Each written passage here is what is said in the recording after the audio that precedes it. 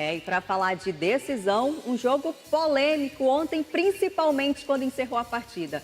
Clube do Remo recebeu no Baenão o Amazônia. Não teve derrota, teve empate. Porém, no final do jogo, uma situação muito complicada, com vaias. A gente vai falar tudo sobre esse jogo logo mais, mas antes vamos ver os melhores momentos da partida de ontem. Tivemos melhores momentos, Saulo Zaire? Tivemos. Amazônia com personalidade, segurando o Clube do Remo, fazendo um futebol de reação, com boa defensividade, e o Remo com alguns lampejos ali, né? Tem gente que gostou aí do gol de empate do Pavani, manteve a invencibilidade, mas poucos momentos, mas sim existentes, Liane. Aliás, a gente viu o goleiro do Amazônia sendo destaque na partida em vários momentos. Aí, o primeiro gol da partida de pênalti, Juninho, né? Foi o Cauã que estava no lance, o Juninho estava invadindo ali a área, Cauã foi interceptar, o juiz assinalou o pênalti, Juninho foi lá. O Ivan, inclusive, pediu o lado, né? Ele apontou para o lado direito, o Juninho foi do lado direito, só que lá no alto, e aí garantiu o primeiro gol da partida. E aí, na reta final, já do segundo tempo, Panagiotis, que estava no banco, aí com o lance de bola parada, que iniciou no lance de bola parada, cruzou para a área, né? Isso aí, o Remo tentando ainda o empate a todo custo. Tinha alguns jogadores ali que eu vou perguntar para o Saulo já para ele se comprometer aqui na partida, mas conseguiu o empate bem no finalzinho, na reta final. Um empate que não convenceu muito, o torcedor ficou na bronca. Eu acho que, na verdade, foi mais um jogo do Clube do Remo que teve um empate com um gostinho de derrota, né? Então, a gente está acompanhando aí os melhores momentos do nosso cinegrafista Rômulo Cantanhede, que estava lá. E aí, o lance, Saulo Zaire, você tinha acabado de falar algo específico antes desse lance e logo em seguida o Panagiotis aí de bola parada e o Pavani finaliza deixando tudo igual no Baenão. Saulo, a dúvida. Ontem eu acompanhei tudo na Rádio Clube e aí eu quero saber, eu vi algumas pessoas falando sobre jogadores que não pareciam estar muito animados em campo, outros já falando que foi o esquema montado por Osório. Se a gente pudesse definir o que aconteceu no jogo de ontem, Saulo. Olha, Liane, vamos por partes. Como eu não sou comentarista de oportunidade, nem de vitória e não torço com o microfone à mão, fico muito à vontade na vitória, no empate e na derrota, nesse caso do Clube do Remo. Jogadores desinteressados, não quer dizer que sejam competentes. O elenco do Remo é limitado para uma Série A, ele pode dar conta do recado no Campeonato Paraense. Quando eu digo que você está desinteressado, não está tão antenado com a sua comissão técnica, não é que o cara vai fazer corpo mole, mas às vezes ele faz questão de forçar uma jogada que ele poderia dar um passe curto para a Liane e ele prefere inverter um jogo com maior nível de dificuldade, buscando o Jorge Anderson lá do lado direito ou do lado esquerdo. Ou seja, falta conjunto, o Osório está num processo de primeiro desenvolver tudo o que ele pode nas suas peças para depois gerar o jogo coletivo. O torcedor não entende isso.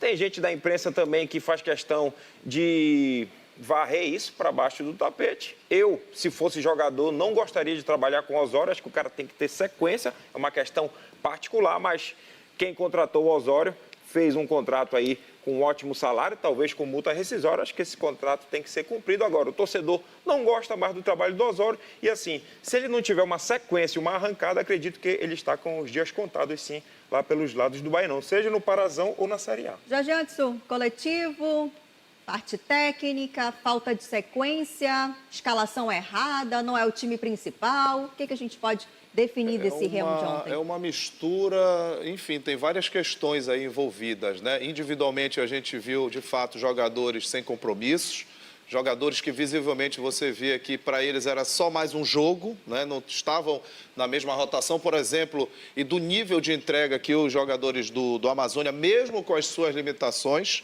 né? O Amazônia era sabedor e ciente das suas limitações.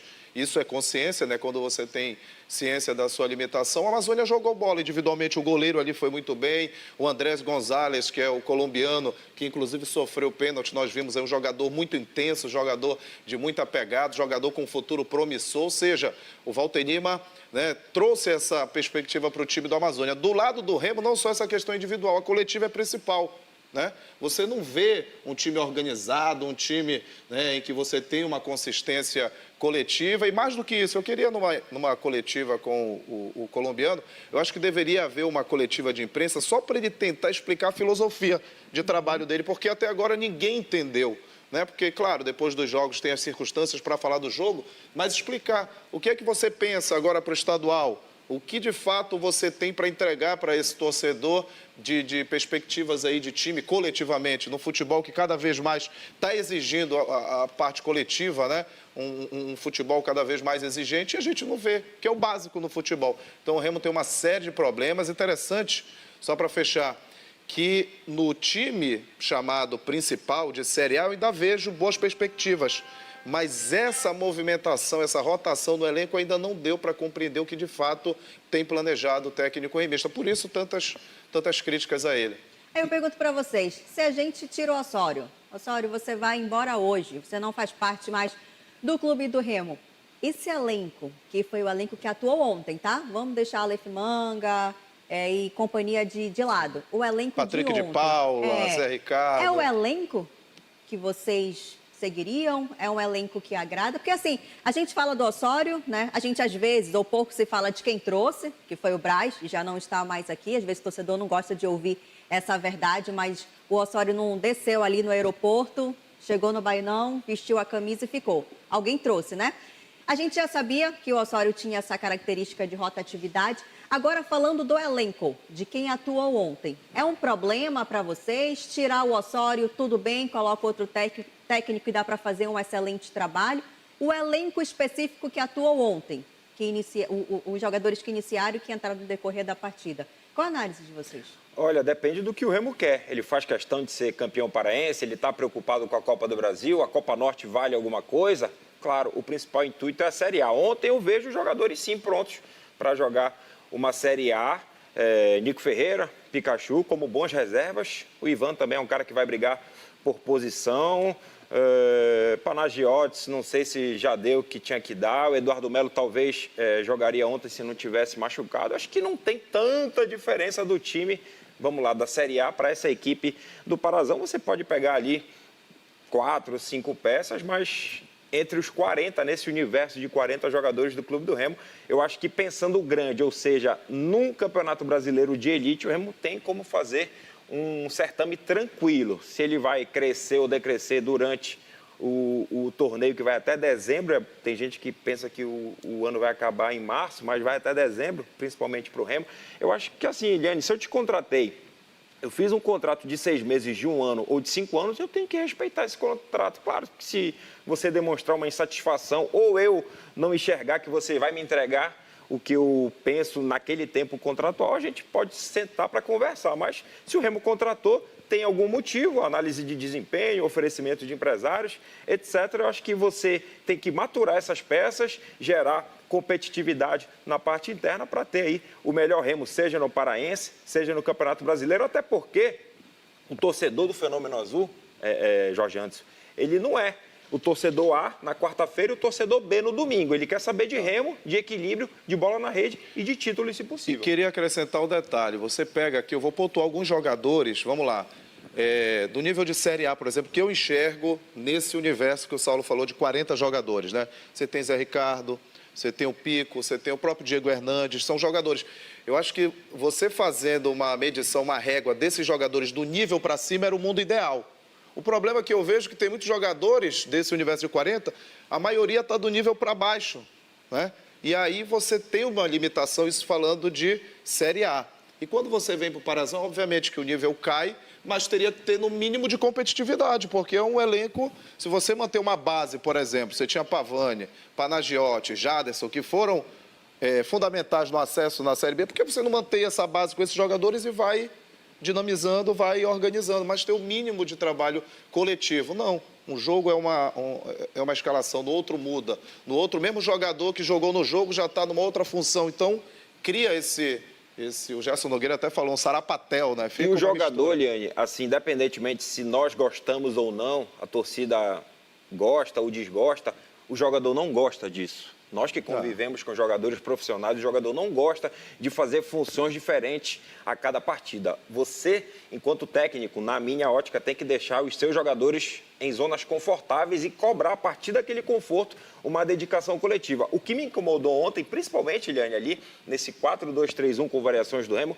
foi o Pikachu jogar por dentro, coisa que ele nunca fez na vida, jogar por dentro, seja como um 10 ou como um segundo atacante, ele nem toca na bola, tá? O Nico Ferreira, que rende muito mais pela esquerda, ontem jogou pela direita, e o Carlinhos ontem jogou como um extremo pelo lado esquerdo, com o Rafael Monte encaixotado. Ou seja, repito, entendo o Osório tirar aí o máximo dos jogadores, ver o que o cara pode entregar de repertório, mas talvez o torcedor não esteja preparado para esse tipo de laboratório. O Nico pela direita, extremamente aberto, ou seja, numa região muito limitada de jogo, né? Ou seja, ele ficou escondido no jogo, quando ele tem capacidade de desenvolver muito mais. E um aspecto negativo, individualmente, o Carlinhos, com todo respeito ao profissional, mas demonstrou no jogo de ontem, é como eu falei, está no nível muito abaixo. Então, tudo isso tem que ser discutido em relação a esse elenco do Clube do Remo. E olha, quem também falou de elenco foi o próprio Osório na coletiva. Bora acompanhar o que o Osório falou pós-jogo?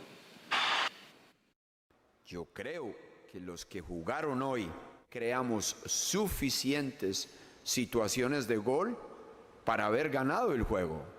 Y la preocupación es de todos, especialmente la mía, de tener un elenco de 25 jugadores. Ahora, después del juego me quedan muchas dudas, como les quedan a todos ustedes. Bora lá, vou dividir em duas partes, tá? Traduza pra gente aí. Bora lá. Primeiro, ele falou sobre um time que criou bastante oportunidade de gols. Uma pergunta objetiva, sim ou não? Foi isso que vocês enxergaram? Em relação ao Amazônia, sim, criou mais. Mas isso não quer dizer que... Que amassou. Criou. O Remo não muito fez, vago, é muito vago. O Remo vago. não fez a obrigação dele ontem. Se a gente puxar uma semana, Eliane, ele falou que o Remo mandou no Clássico Repá. Pois é. Agora, o outro ponto, é isso que eu quero debater aqui com vocês. O Saulo falou sobre os atletas não gostarem, né, dessa rotatividade. Alguns, foi isso? O jogador profissional, de um modo geral, não gosta. Não saber onde vai atuar. Outra coisa que eu arrisco dizer que os atletas também não gostam é quando eu fico falando de uma lista de dispensa, de reduzir. Hoje o Remo tem o quê? Cerca de 39, 40 atletas no elenco, por aí. O Osório falou que ele quer ficar na base de 25, 30. Eu fico pensando, aqui no Jogo Aberto Pará a gente tem 2 sofás. Normalmente está Saulo e eu, cada um se dedicando diariamente para mostrar um bom serviço. Eu fico imaginando se o Danilo chega aqui no programa e fala, olha gente, porque vamos ficar só com um aqui, hein? Vai ficar só uma vaga aqui, hein? Só um sofá, hein? Como é? Vira uma dança das cadeiras. Pois é, a cabeça do atleta, sabendo que daqueles, 39, 40, 9, 10 vão embora do time. Já tinha um filósofo que dizia, né? Pegue o seu banquinho e saia de mansinho, né? E você imagina o jogador que está ali só jogando no tal time alternativo, o time B, como é que ele fica, né? Ele fica ali sempre, será que eu não vou subir, evoluir, não vou chegar nesse time A? Então, queira ou não, gera uma insatisfação, geram conversas, né, geram picuinhas. Isso aí está muito, por isso que eu falo, numa entrevista coletiva, era interessante perguntar isso para o Osório, né, de como é que você lida com tudo isso? Qual a tua filosofia de jogo, não só para os 11 em campo, mas para poder conduzir esse elenco com essa diversidade, com essa possibilidade aí de observar em competições distintas, enfim, é muito complexo. E geralmente essa complexidade no futebol acaba trazendo coisas negativas. Isso explica a situação do jogo, de alguns jogadores que poderiam entregar um pouco mais, talvez correr um pouco mais e já não estão se esforçando tanto assim? Seria essa quebra interna, Saulo? Explica em parte. Não sei se há a quebra interna. Agora, pensa comigo, Liane, você que está em casa.